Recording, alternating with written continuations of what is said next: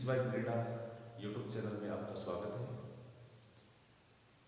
अपन पढ़ रहे थे फिजिक्स में करंट इलेक्ट्रिसिटी, जिसमें 4 क्लासें अपन ने पढ़ ली थी। आज 5वीं क्लास स्टार्ट हो रहे हैं, जिसमें टॉपिक पढ़ेंगे ओम के नियम की व्युत्पत्ति, जिसे इंग्लिश में कहते हैं डिडक्शन ऑफ ओम्स लॉ। अपन को ओम के नियम का माइक्रोस्कोपिक लॉ अपन को स्टडी करना है, और ओम के नियम के अनुसार V इज इक्वल टू आई आता है, उसको अपन को डिडक्शन करना है, उसकी व्युत्पत्ति करनी है। तो करंट इलेक्ट्रिसिटी में पिछली क्लास में मैंने बताया था, 2-4 इक्वेशन बताई थी मैंने। I is equal to N E A V D equation. इस इक्वेशन में विद्युत धारा और अपवाह वेग में संबंध बताया था, electric current and drift velocity में रिलेशन बताया था। इसमें n है एकांक आयतन में इलेक्ट्रॉनों की संख्या, e इलेक्ट्रॉन का आवेश है, एक तार का क्रॉस सेक्शनल एरिया जिसे अपन हिंदी में कहते हैं अनुप्रस्थ का क्षेत्रफल है, और vd है अपवाह वेग जिसे कहते हैं ड्रिफ्ट वेलोसिटी। और एक इक्वेशन और भी बताई थी मैंने, जिसे धारा घनत्व कहते हैं। J इज इक्वल टू होता है I अपॉन A। जैसे ही ये वैल्यू पुट करके यहां से धारा घनत्व अगर निकालना चाहिए,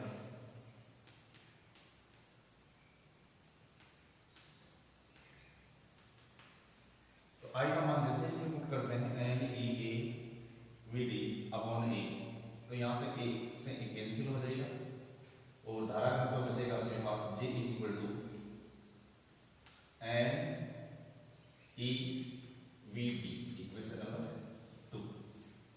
ये धारा घनत्व का फॉर्मूला है। और धारा घनत्व किसे कहते हैं? एकांक क्षेत्रफल से प्रवाहित विद्युत धारा को धारा घनत्व कहते हैं, जिसका मात्रक होता है, विद्युत धारा का मात्रक हो जाएगा एम्पियर, क्षेत्रफल का मात्रक हो जाएगा मीटर स्क्वायर, एम्पियर प्रति मीटर स्क्वायर इसका मात्रक होता है। और एक अपवाह वेग की इक्वेशन और बताई थी मैंने, ड्रिफ्ट वेलोसिटी, जिसे हिंदी में कहते हैं अपवाह वेग। vd इज इक्वल टू होता है e tau capital E upon m, equation number 3।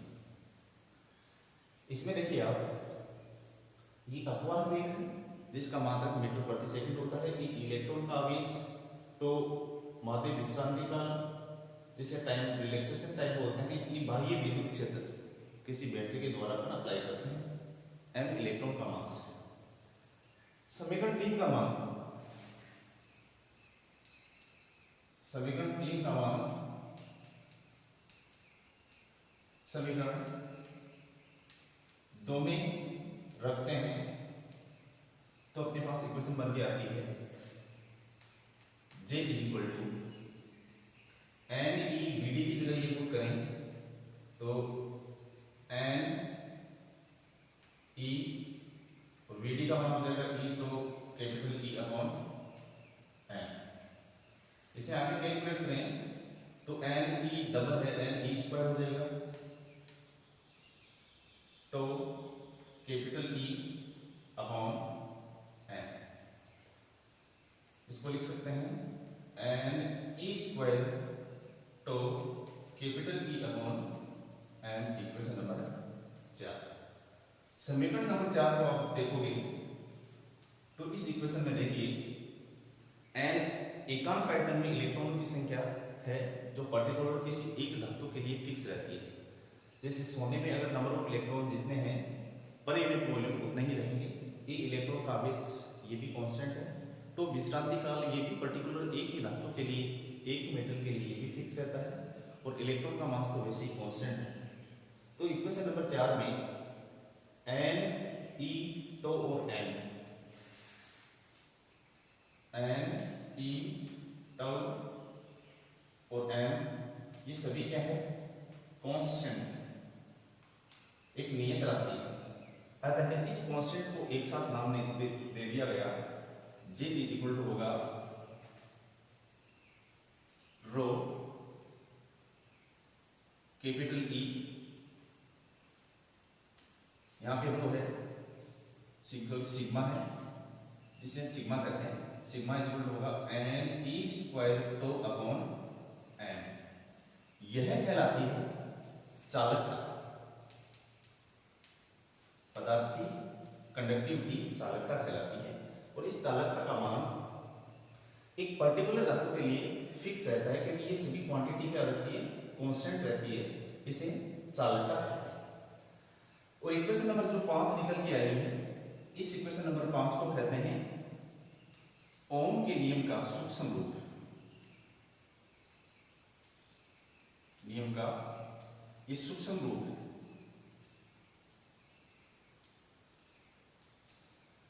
ओम के नियम का ये सूक्ष्म रूप है। जे धारा का नंबर है, सिग्मा चालकता है, ई बाह्य विद्युत क्षेत्र है।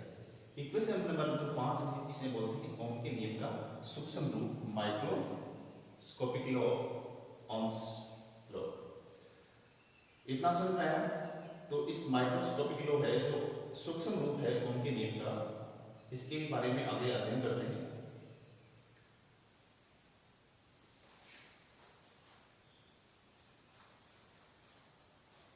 इस ओम के नियम के अनुसार आप जानते हैं जे धारा घनत्व क्या होती है, जे इज इक्वल टू होता है आई अपॉन ए। और बाह्य विद्युत क्षेत्र की अगर बात करें तो विद्युत क्षेत्र और विद्युत विभव में एक संबंध होता है। जैसे मान लिया जाए कि एक वायर तार जिसका cross sectional area capital A, इसकी लंबाई स्मॉल एल है। जैसे इसको किसी एक्सटर्नल सोर्स, किसी बैटरी के द्वारा जोड़ते हैं, ये प्लस सिंबल और ये माइनस सिंबल, जैसे ही किसी बैटरी से जोड़ते हैं तो इस पॉइंट पे पॉजिटिव चार्ज आ जाएगा और इस पे नेगेटिव चार्ज होगा, जिसके कारण से इस तार में एक विद्युत क्षेत्र उत्पन्न होगा जिसकी डायरेक्शन प्लस टू माइनस होगी। इसका क्रॉस सेक्शनल एरिया ए है। तार के वॉल्यूम की अगर बात करूं तो A इंटू एल इसका वॉल्यूम हो जाएगा। अगर इस तार में विभवांतर की बात करूं, मैं विभव की अगर बात करूं तो विभव का मान विद्युत क्षेत्र और विद्युत विभव में संबंध होता है V is equal to E upon L।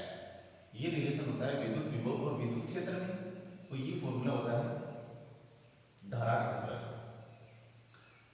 ये वैल्यू अगर समीकरण नंबर में 5 में पुट करूं तो समीकरण नंबर 5 को देखोगे, जे की जगह मैंने पुट कर दिया आई अपॉन ए, सिग्मा चालकता है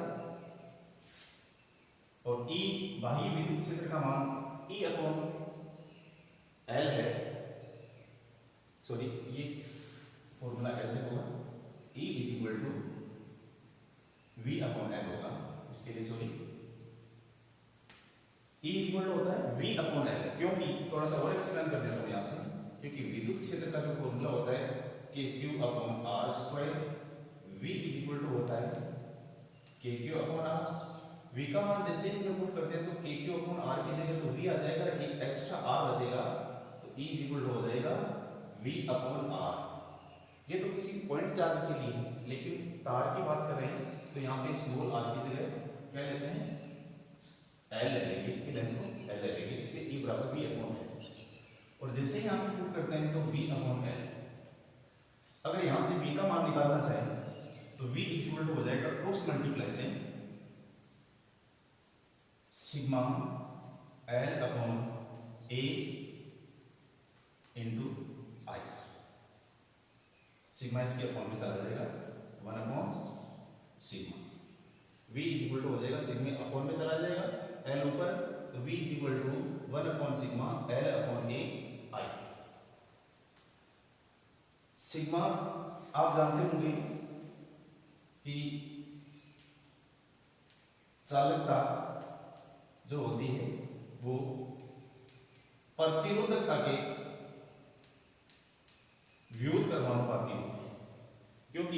प्रतिरोधकता हमेशा किसी भी कंडक्टर या किसी तार की चालकता का विरोध करता है। तो यहाँ पे चालकता को मैंने सिग्मा लिखा है और प्रतिरोधकता को रो लिखूं तो 1/सिग्मा को मैं लिख सकता हूँ V is equal to rho L upon A I। ये जो प्रतिरोधकता है ये एक पर्टिकुलर धातु की एक प्रॉपर्टी होती है, ये उसकी प्रकृति पर निर्भर करती है। चालक तार की लंबाई फिक्स ले ली जाती है, एक क्रॉस सेक्शनल एरिया फिक्स हो जाता है।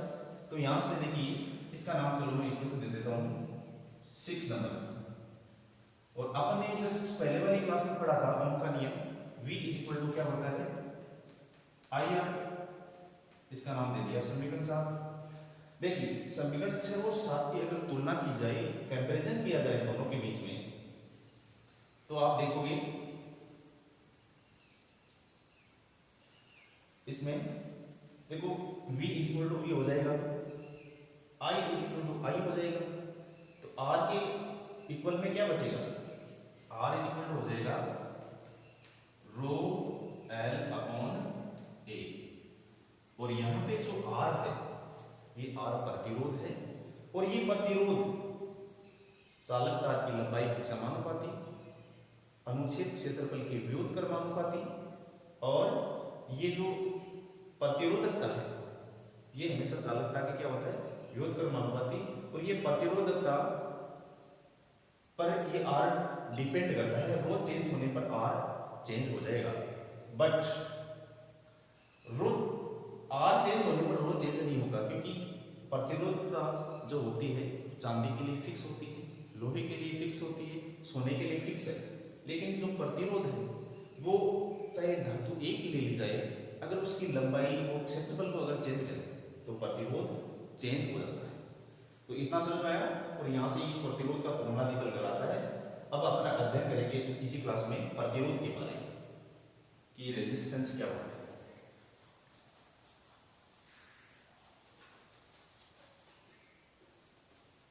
देखिए प्रतिरोध, इसे कैपिटल R लिखते हैं, तो R इक्वल होगा रो L अपॉन A। ये रेजिस्टेंस है किसी भी कंडक्टर का, किसी भी धातु का। अब प्रतिरोध की अगर डेफिनेशन की अगर बात की जाए तो प्रतिरोध वास्तव में कुछ भी नहीं होता है, यह इलेक्ट्रॉन के प्रवाह में बाधा है। कोई पर्टिकुलर एक्स्ट्रा कोई प्रॉपर्टी नहीं होती मेटल की, यह केवल इलेक्ट्रॉनों के जो मुक्त इलेक्ट्रॉन होते हैं चालक तार में उनके प्रवाह में उत्पन्न होने वाली बाधा है। क्या है, इलेक्ट्रॉनों की उत्पन्न होने वाली बाधा है जिसे प्रतिरोध कहते हैं। और इसका जो प्रतिरोध का जो सिंबल होता है इसको अपन इस सिंबल के द्वारा शो करते हैं, जैसे रेजिस्टेंस का सिंबल ये हो गया।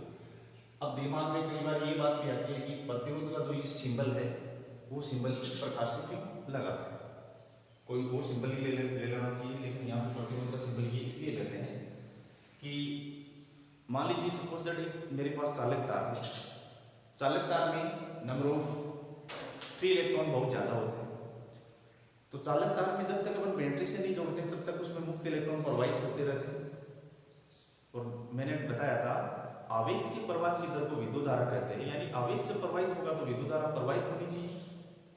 लेकिन मान लीजिए कोई लोहे की रोड पड़ी हुई है उसमें मुक्त इलेक्ट्रॉन प्रवाहित हो रहे हैं, फिर भी विद्युत धारा प्रवाहित नहीं होती। क्यों, अपन हाथ लगाते हैं तो अपन को करंट नहीं लगता, फिर भी विद्युत धारा प्रवाहित नहीं हो रही, उसमें इलेक्ट्रॉन भी प्रवाहित हो रहे हैं। ऐसा क्यों होता है?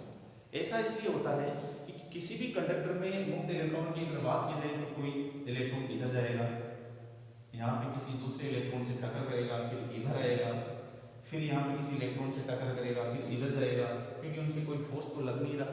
किसी भी दिशा में जाएंगे वो ऐसे टक्कर करेंगे, ऐसे जाएंगे, ऐसे जाएगा, कोई इलेक्ट्रॉन ऐसे जाएगा। ऐसे होने से क्या होता है, इलेक्ट्रॉनों के जो मुक्त इलेक्ट्रॉन है उनमें कोई नया औसत वेग प्राप्त नहीं होता। जैसे पर्टिकुलर एक्सिस ले लिया, इससे कितने इलेक्ट्रॉन एयर कितने आए, कोई औसत वेग नहीं मिलता, इसलिए उनका औसत वेग शून्य हो जाता है। और इलेक्ट्रॉन औसत वेग शून्य होने के कारण विद्युत धारा प्रवाहित नहीं होती। और जैसे ही मान लीजिए इस चालक तार को मैंने बैटरी से जोड़ा, बैटरी से जोड़ते इस सिंबल पे प्लस आ जाएगा, इधर माइनस आ जाएगा, तो विद्युत क्षेत्र प्लस से माइनस की तरफ होता है, बाह्य विद्युत क्षेत्र ये हो गया। अब क्या होता है कि इलेक्ट्रॉन पर अगर मैं किसी भी चार्ज की बात करूं तो उसमें फोर्स लगता है Q इंटू ई। अगर मैं प्रोटॉन की बात करूं तो E, कैपिटल E विद्युत क्षेत्र की दिशा में प्रोटॉन गति करेगा। और यदि मैं इलेक्ट्रॉन की बात करूं तो इलेक्ट्रॉन हमेशा विद्युत क्षेत्र की विपरीत गति करता है। तो इसमें बहुत सारे मुक्त इलेक्ट्रॉन थे, वो इधर गति करेंगे क्योंकि उन पे बैटरी के द्वारा फोर्स लग रहा है। और जैसे ही मान लीजिए सपोज दैट यहाँ पे 3 इलेक्ट्रॉन है, इधर भी बहुत सारे इलेक्ट्रॉन है, ये इलेक्ट्रॉन यहाँ से दौड़ा इधर आगे, जैसे ही ये दौड़ेगा, दौड़ते ही क्या होगी, दूसरे इलेक्ट्रॉन से टक्कर हो जाएगी। अब टक्कर होके ये वापस तो जाएगा नहीं, वापस क्यों नहीं जाएगा, क्योंकि बैटरी के द्वारा फोर्स लग रहा है कि फोर्स इस डायरेक्शन में लग रहा है तो इधर आओ। तो जैसे ही इससे टकराएगा, टकराने के बाद में अपने पथ से विचलित तो हो जाएगा लेकिन वापस नहीं जाएगा, उसी डायरेक्शन में जाने की कोशिश करेगा, तो इलेक्ट्रॉन इधर आएगा। फिर यहाँ पे टक्कर हुई, कोलिजन हुई, फिर ये क्या होगा, उसकी डायरेक्शन चेंज हो जाएगी लेकिन ये वापस अपोजिट डायरेक्शन में नहीं जाएगा, अपने मार्ग से विचलित हो जाएगा। तो इलेक्ट्रॉन यहाँ टक्कर हुई, यहाँ ऐसे टक्कर होते होते इलेक्ट्रॉन इस प्रकार यहाँ पहुंचेगा, ये भी इलेक्ट्रॉन ऐसे पहुंचेगा, ये भी पहुंचेगा, ये भी इलेक्ट्रॉन ऐसे पहुंचेगा यहाँ पर। इस प्रकार से अगर पहुंचेगा इलेक्ट्रॉन तो देखिए एक तो इलेक्ट्रॉन सीधा सीधा चला जाता है, इसका मतलब कोई बाधा ही नहीं है। एक इलेक्ट्रॉन देखो अपने पथ से थोड़ा सा विचलित होते हुए ऐसे जा रहा है, इसका मतलब इनमें बाधा उत्पन्न हो रही है, कोई ना कोई बाधा आई है जिसके कारण से इलेक्ट्रॉन का पथ इस प्रकार से हुआ है। और उसी बाधा को क्या कहते हैं, प्रतिरोध कहते हैं। और उसी बाधा को प्रतिरोध कहने के कारण से यहीं से एक सिंबल उठाया गया था प्रतिरोध का, ये सिंबल प्रतिरोध। इस सिंबल के कारण से जो अपने पथ विचलित होने के कारण से इसका सिंबल ये रहा, और ये इसको आर के द्वारा नोट शो कर रहे हैं। अब बात ये आती है कि ये जो प्रतिरोध है ये चालक तार के प्रवाह में उत्पन्न होने वाली बाधा है, और इसका जो मात्रक होता है वो होता है ओम। साइंटिस्ट ओम के नाम पर दिया गया था। और ये जो प्रतिरोध है, ध्यान देना, चालक तार की लंबाई की क्या होता है, समानुपाती, और क्रॉस सेक्शनल एरिया की क्या होता है, व्युत्क्रमानुपाती। ठीक है। और प्रतिरोधकता के समानुपाती है। जैसे अलग अलग, जैसे सोने के लिए प्रतिरोध फिक्स हो गया है, सॉरी प्रतिरोधकता फिक्स है, लोहे के लिए फिक्स है। पर्टिकुलर एक कंडक्टर, किसी एक धातु का कंडक्टर अपन ने ले लिया तो उसकी प्रतिरोधकता फिक्स हो जाती है। अगर अपन में उसमें धातु चेंज करते हैं तो एक प्रतिरोधकता चेंज होगी, अदरवाइज नहीं होगी। बाकी प्रतिरोध एक ही धातु का अलग अलग लेंथ में अलग अलग हो जाता है। जैसे अगर किसी चालक तार की अगर आप लंबाई बढ़ाओगे, लंबाई को अगर इंक्रीज करोगे, बढ़ाओगे, तो प्रतिरोध भी बढ़ेगा। लंबाई कम करोगे तो प्रतिरोध भी कम हो जाएगा। अगर किसी वायर का क्षेत्रफल अगर आप बढ़ाओगे, क्योंकि इनवर्सली प्रोपोर्शनल है, तो प्रतिरोध घट जाएगा। और एरिया अगर डिक्रीज करोगे तो प्रतिरोध इंक्रीज होगा। तो यहाँ पे प्रतिरोध लंबाई के समानुपाती और क्षेत्रफल के व्युत्क्रमानुपाती। तो यहाँ से ये क्वेश्चन बनकर आता है कि एक चालक तार की लंबाई स्मॉल एल है, तो क्रॉस सेक्शनल एरिया ए है, और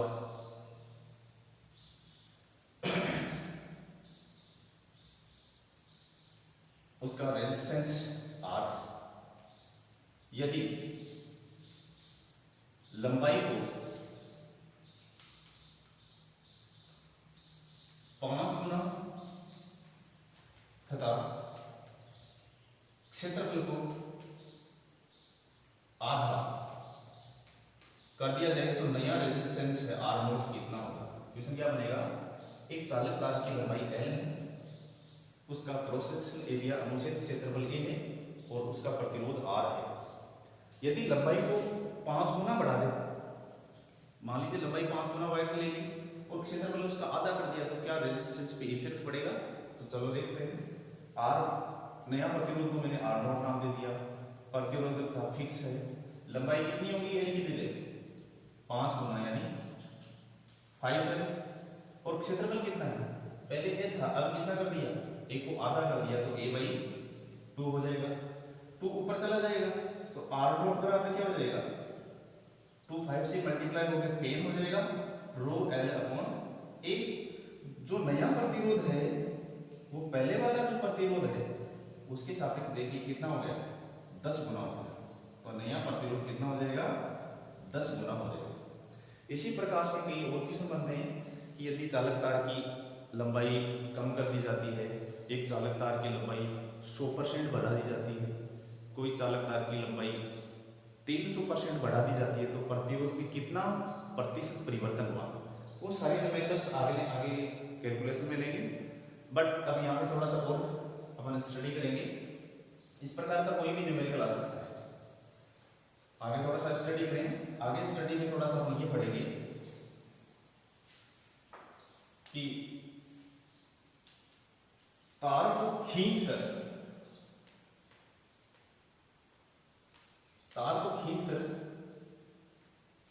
लंबाई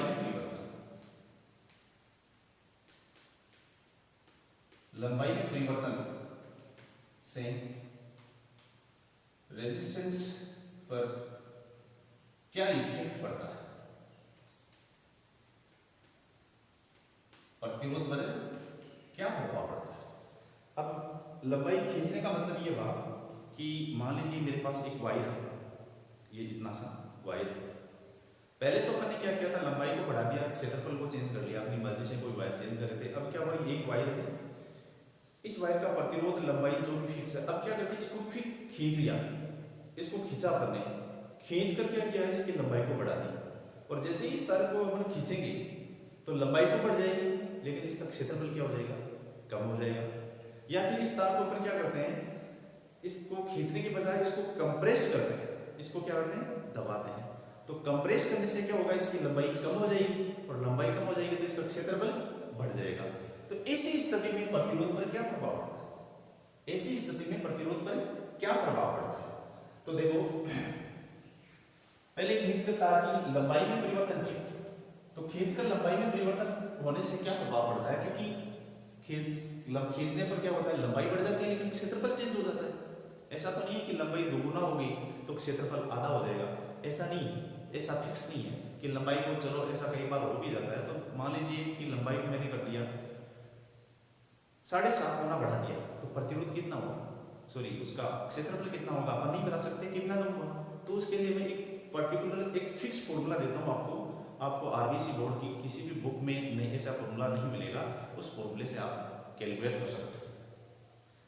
तो प्रतिरोध का फॉर्मूला होता है R बराबर रो एल अपॉन ए। अब एक फॉर्मूला देखो, वॉल्यूम की अगर बात करें तो मेरे पास मान लीजिए एक वायर है, वायर की लंबाई L है, क्षेत्रफल A है। अगर खींचकर मैंने क्या किया, लंबाई बढ़ा दी, लंबाई को मैंने L नोट कर दिया, लंबाई बढ़ा दी तो इसका क्षेत्रफल क्या हो जाएगा, A नोट, कम हो जाएगा। भाई कितना परिवर्तन हुआ मेरे को नहीं पता, लेकिन क्षेत्रफल कम होगा लंबाई बढ़ाने पर। तो अपन क्या करते हैं, इसका जो आयतन है मान लीजिए V, और इसका आयतन है V नोट। हमेशा ध्यान रखना, एक फिक्स तार को खींच लीजिए, चाहे कंप्रेस्ड कर दीजिए, लंबाई चेंज हो जाएगी, क्षेत्रफल चेंज हो जाएगा, लेकिन उसका आयतन कभी भी परिवर्तित नहीं होगा। पहले जितना आयतन था उतना का उतना आयतन बाद में रहेगा, आयतन फिक्स रहेगा। अब क्या होता है, मान लीजिए आयतन को मैंने भी लिख दिया वॉल्यूम, तो V बराबर होता है A इंटू L। अब यहां से देखोगे, मान लीजिए इक्वेशन को मैंने 1 दे दिया नाम, ये 2। अगर मैंने क्या किया कि बार लंबाई को मैं चेंज कर रहा हूं, क्या कर रहा हूं मैं, लंबाई को चेंज कर रहा हूं। तो लंबाई को चेंज करूंगा तो लंबाई तो मेरे पास जितनी भी आ जाएगी, 2 गुना कर दी कितनी भी, तो क्षेत्रफल कम होगा। तो यहां से मैं A का मान निकालूं तो A बराबर हो जाएगा V अपॉन L। अगर यही मान मैं इस इक्वेशन में अगर पुट करूं तो मेरे पास वैल्यू निकल के आएगी R बराबर, A का मान पुट किया तो V, अब L ऊपर चला जाएगा, L ऊपर चला गया तो रो L स्क्वायर अपॉन V। अब इसमें देखोगे आप, rho upon V L square, देखना रो पर्टिकुलर एक धातु के लिए फिक्स है, रो जो है प्रतिरोधकता एक ही धातु के लिए फिक्स रहेगा। और ये जो वॉल्यूम है तार की लंबाई को खींचो चाहे कंप्रेस करो, आयतन भी चेंज नहीं होगा। तो ये क्या हो गया, ये एक कांस्टेंट राशि होगी, ये हो गई एक कांस्टेंट राशि। तो यहां से मैं बता सकता हूं कि जो प्रतिरोध है लंबाई के स्क्वायर की क्या हो गया, समानुपाती हो गया, लंबाई के स्क्वायर की समानुपाती हो जाता है। इसका मतलब हुआ कि यहाँ से इक्वेशन बनेगा, ध्यान देना, लंबाई में परिवर्तन की बात नहीं है कि वो बोलेगा खींचकर लंबाई को बढ़ाए, तो हमेशा ध्यान रखना इक्वेशन बनेगा तार को खींचकर लंबाई को दोगुना कर दिया, तार को खींचकर लंबाई को दोगुना कर दिया तो प्रतिरोध कितना होगा, तो दोगुना का मतलब L की जगह 2 रखोगे तो 2 का स्क्वायर कितना हो जाएगा, प्रतिरोध 4 गुना हो जाएगा। अगर बोलेगा लंबाई को खींचकर 5 गुना कर दिया तो प्रतिरोध कितना हो जाएगा, 5 का स्क्वायर 25 गुना हो जाएगा। अगर बोलेगा लंबाई को आधा कर दिया तो प्रतिरोध कितना हो जाएगा, 1/2 का स्क्वायर कितना हो जाएगा, 1/4 गुना हो जाएगा। इसी प्रकार से अगर और बता देते हैं, हमेशा ध्यान रखना खींचने पर लंबाई के स्क्वायर की क्या होता है, समानुपाती होता है। अब ये बोलेगा कि तार को खींचकर क्षेत्रफल को बोलेगा, क्षेत्रफल को बोलेगा दोगुना कर, तार को खींचकर क्षेत्रफल को आधा कर दिया, 1/3 कर दिया, 1/4 कर दिया, या तार को कंप्रेस करके क्षेत्रफल को इंक्रीज कर दिया। अब की बार क्षेत्रफल की बात करेगा, क्षेत्रफल को चेंज करने पर, खींच कर या कंप्रेस करने पर, खींच कर या संपीड़ित कर, क्षेत्रफल में चेंज करें तो क्या होगा, क्योंकि अपन जानते हैं R बराबर रो L अपॉन A, V बराबर होता है A L। अब की बार A को चेंज करा है तो L का मान निकाल लीजिए, यहाँ से L बराबर क्या हो जाएगा, V अपॉन A। इसमें ये वैल्यू पुट करें L बराबर, तो आ जाएगा रो बराबर R बराबर रो L की जगह किया V अपॉन A, एक पहले से A स्क्वायर। इसी में भी देखोगे आप L कांस्टेंट है, V कांस्टेंट है, आयतन फिक्स रहेगा, तो प्रतिरोध क्षेत्रफल की क्या हो गया, स्क्वायर की क्या हो गया, व्युत्क्रमानुपाती। अगर ये बोले कि तार को खींचकर त्रिज्या में बोलेगा, त्रिज्या में परिवर्तन कर दिया तो क्या होगा, तो इसके लिए हम क्या कहेंगे, एक ही जगह मैं पुट करूंगा 1/πr स्क्वायर का होल स्क्वायर, देन यहां से फॉर्मूला निकल के आएगा r, त्रिज्या की क्या है, r स्क्वायर की घात 2 है तो कितना हो जाएगा, त्रिज्या की घात के 4 के व्युत्क्रमानुपाती हो जाएगा। और ये कब होगा, जब तार को खींचेंगे या संपीड़ित करेंगे।